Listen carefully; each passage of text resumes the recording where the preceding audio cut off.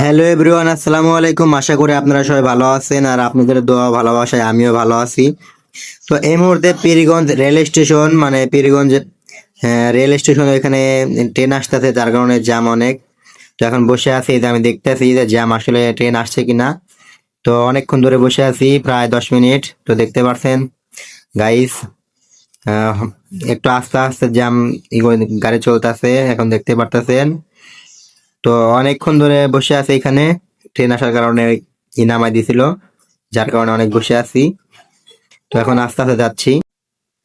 অনেকক্ষণ জ্যামে বসে থাকার পরে একটু আস্তে আস্তে করে গাড়ি চলতে আছে, তো যাচ্ছি, দেখা যাক। উম ট্রেন আসছে, ট্রেন যাচ্ছে এখন। তো আমরাও এখন আস্তে আস্তে গাড়ি চালাচ্ছি, দেখা যাক। তো এদিক ওদিক তাকা দেখতেছি যে আসলে জ্যাম ছুটছে কিনা। তো গাইস, দেখতে পারতেছেন আপনারা জ্যামের যে অবস্থা, খুবই অস্বাভাবিক একটা অবস্থা জ্যামে। তো দেখতে পারতেছেন আপনারা, অনেকক্ষণ ধরে এখানে বসে আছিলাম। আস্তে আস্তে করে গাড়ি যাচ্ছি, সামনে এগোচ্ছি, দেখা যাক।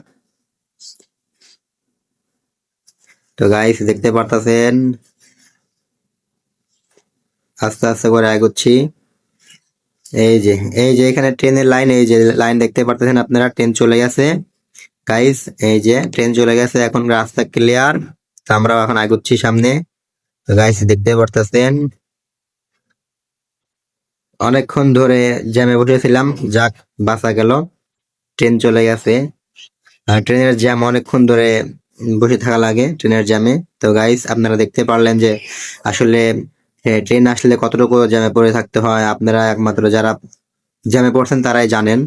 তো গাইস, সবাই ভালো থাকবেন, আমার জন্য দোয়া করবেন, আমি যেন ভালোভাবে গাড়ি চালাতে পারি। গাইস, আমার মুখে অনেক হাসি এখন দেখতে পারতেছেন, কারণ জ্যাম ছুটে গেছে।